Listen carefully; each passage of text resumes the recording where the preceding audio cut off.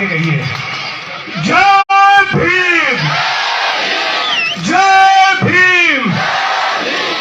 धन्यवाद साथियों। मंच पर उपस्थित हम सबके सम्माननीय गणेशनाथ जी महाराज जी,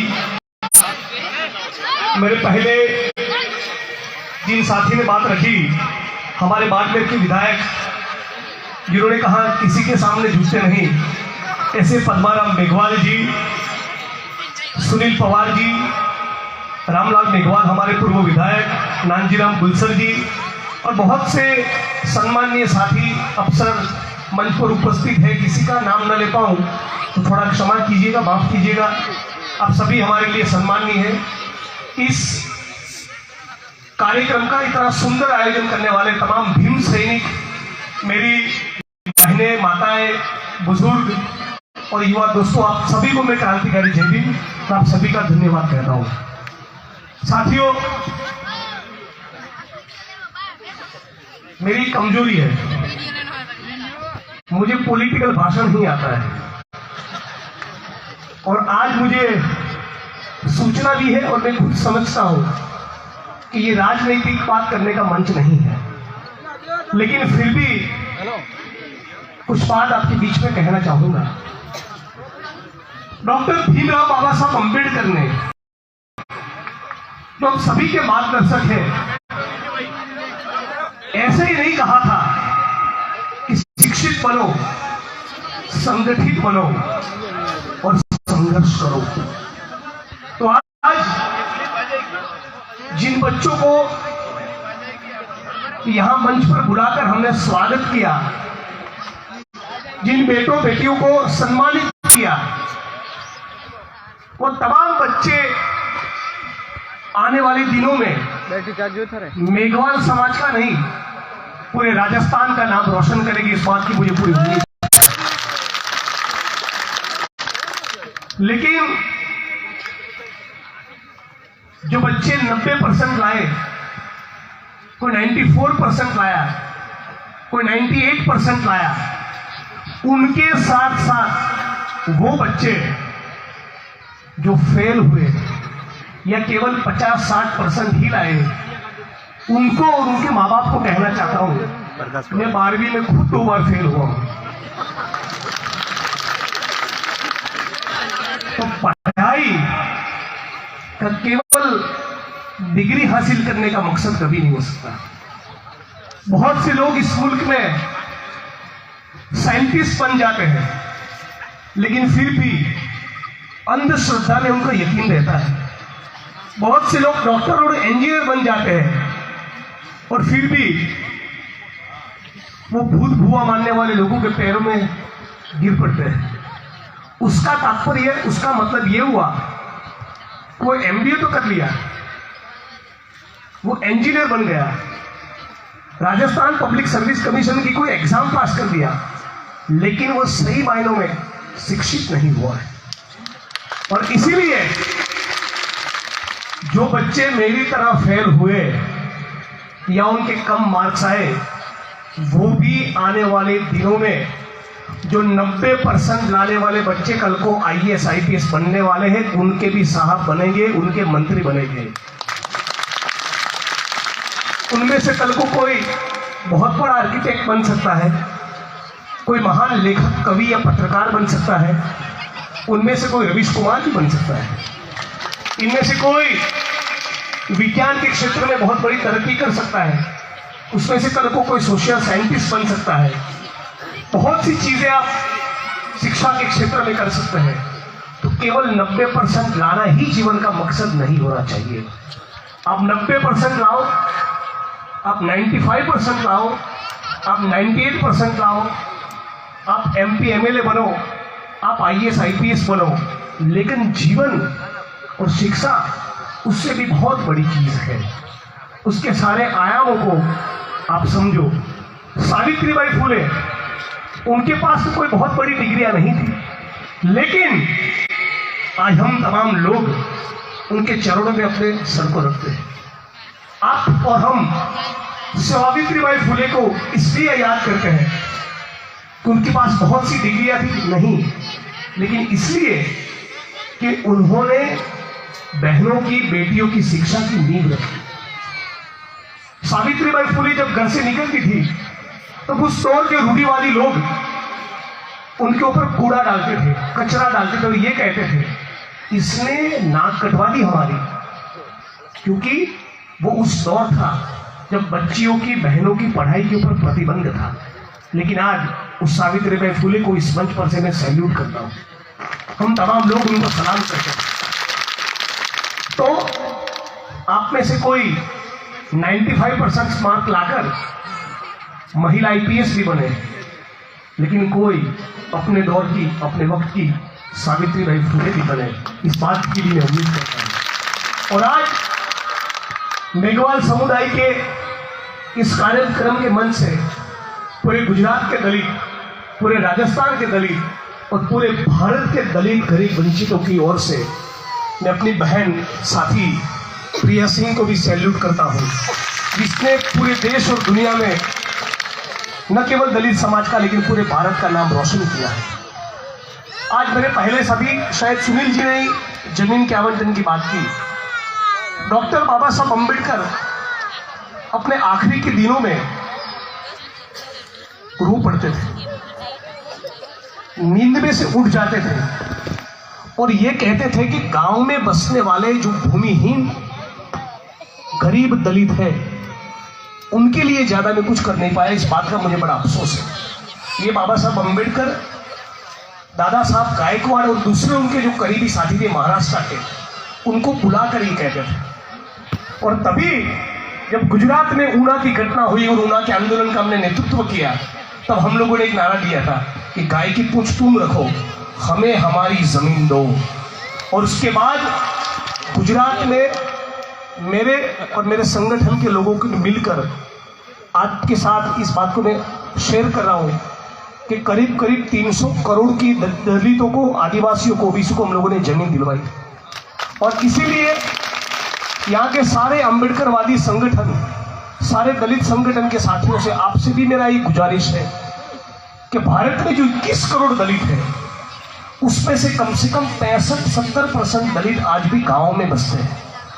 और ये जो 65-70% दलित गांव में बसते हैं उसमें से भी 80% भूमिहीन है, उनके पास रोजगार के दूसरे साधन नहीं।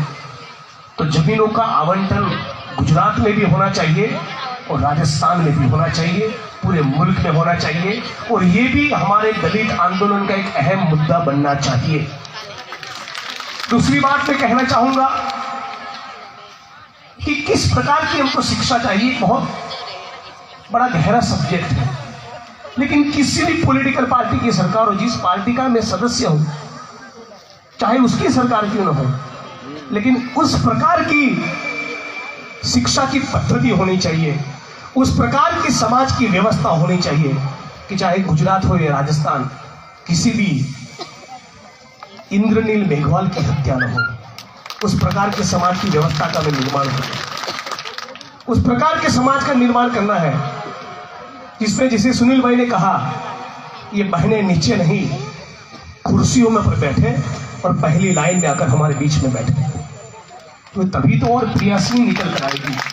आज हम जब बहन प्रिया सिंह मेघवाल का सम्मान करते हैं तो उसका मतलब ये हुआ कि जो सारी प्रिया यहां पर बैठी है उन सभी का सम्मान करते हैं। आज साथियों, आप तमाम लोग इतनी बड़ी तादाद में उपस्थित रहे। मेरे पैर में कुछ तकलीफ है, मैं ज्यादा न बैठ पाता हूँ न खड़ा रह पाता हूँ, इसलिए लंबी बात नहीं करूंगा। लेकिन एक बात जरूर कहता हूं, राजस्थान में कभी भी दलितों के साथ कुछ हुआ है तो गुजरात से मैं आवाज जरूर लगाता हूं, इतना मेरा जरूर प्रयास रहता है। तो राजस्थान के साथियों को भी थोड़ा सा रिक्वेस्ट से विनती है, मैं आपका पड़ोसी हूं, पालनपुर के बगल में मेरी विधानसभा का क्षेत्र है, आप भी आइए और गुजरात और राजस्थान के दलितों की दोस्ती पूरे मुल्क के अंदर एक मिसाल बननी चाहिए।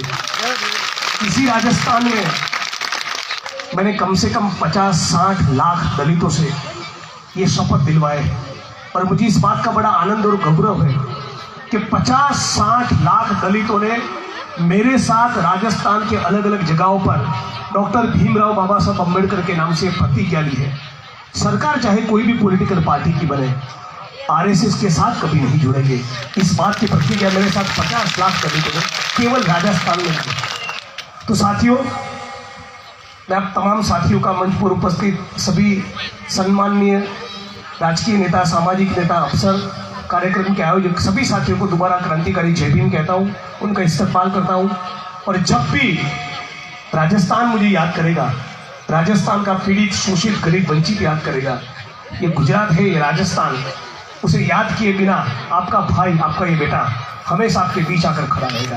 इस बात का मैं आपको वचन देता हूँ। मुझे आखिर में केवल इतना ही कहना है कि डॉक्टर भीमराव बाबा साहब अम्बेडकर की लाइब्रेरी में उनका जो पर्सनल कलेक्शन था, इन बहनों को और बेटों को खास कहना चाहता हूं, विद्यार्थियों को, डॉक्टर बाबा साहब अम्बेडकर की लाइब्रेरी में कितनी किताब थी? 40,000, 40,000, 50,000 किताब किसी एक व्यक्ति के पास हो। साल में कितने दिन होते? 365।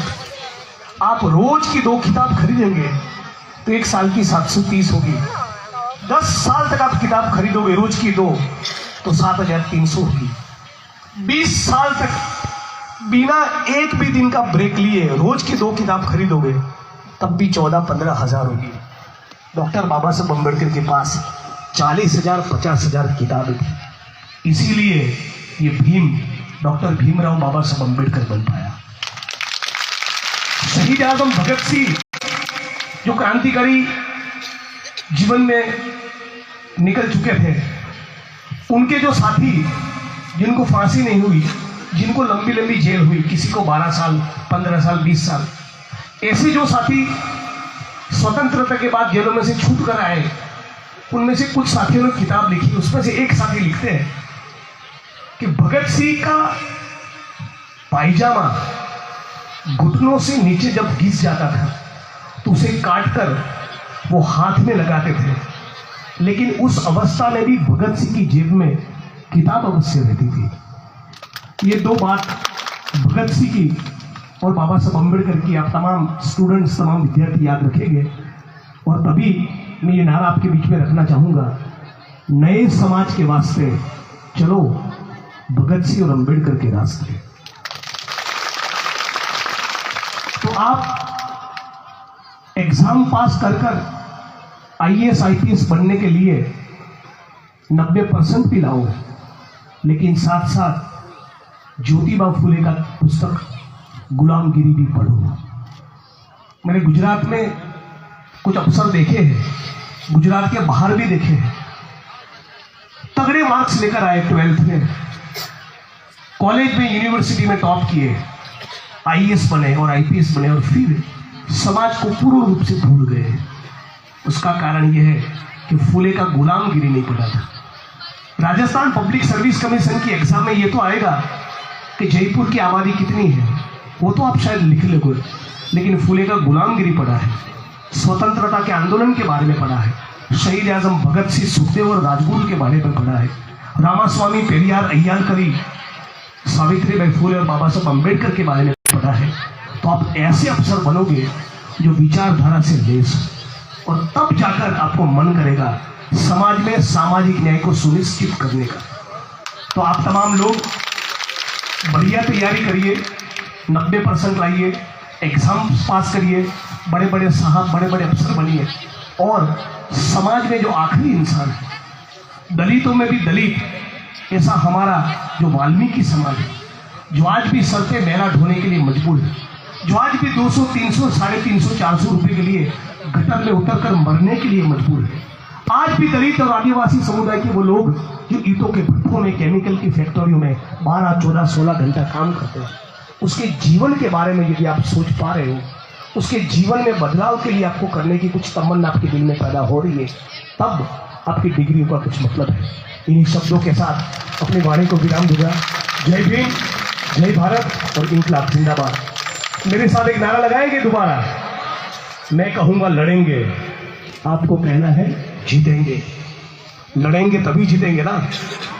और ताकत के साथ, तो लड़ेंगे लड़ेंगे लड़ेंगे। धन्यवाद साथियों। जय भीम। इंकलाब जिंदाबाद। गुजरात हो, राजस्थान हो और मुल्क का कोई भी कोना हो, दलितों के, गरीबों के, वंचितों के आत्मसम्मान के लिए लड़ेंगे और जीतेंगे भी। जय भीम। इंकलाब जिंदाबाद।